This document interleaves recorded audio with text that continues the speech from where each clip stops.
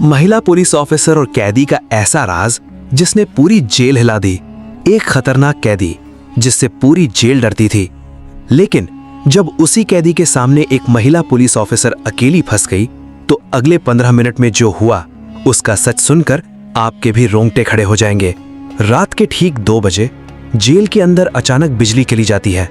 चारों तरफ अंधेरा, गार्ड्स गायब और सीसीटीवी बंद।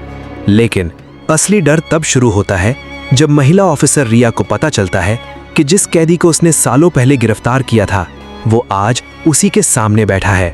उस कैदी का नाम था विक्रम, एक ऐसा अपराधी जिसका नाम सुनकर शहर कांपता था। कहा जाता था कि उसने कभी किसी को छोड़ा नहीं।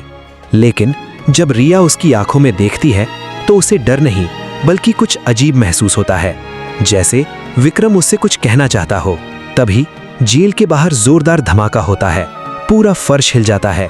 रिया घबरा जाती है, लेकिन विक्रम बस हल्का सा मुस्कुराता है और कहता है, मैंने कहा था ना, आज रात सब बदल जाएगा। रिया तुरंत अपनी बंदूक निकालती है, लेकिन तभी उसे पता चलता है कि उसकी बंदूक से गोलियां गायब हैं। अब वो अकेली थी, अंधेरे में, एक खतरनाक कैदी के साथ। लेकिन तभी विक्रम धीरे से कहता है, अगर मैं चाहता तो अभी तक तुम्हें नुकसान पहुंचा चुका होता।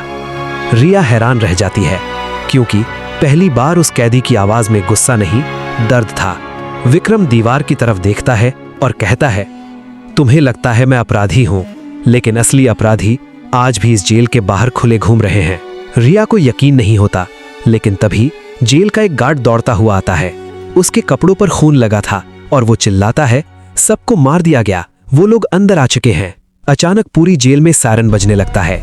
कैदियों के सेल खुल जाते हैं, चारों तरफ चीखें, भागते लोग, और उसी अफरा तफरी में रिया गिर जाती है।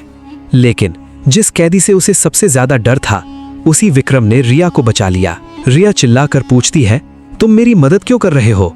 और विक्रम का जवाब सुनकर उसके पैरों तले जमीन खिसक जाती है। विक्रम कहता है, क्योंकि तुम्हारे पिता की मौत का सच मैं जानता हूं।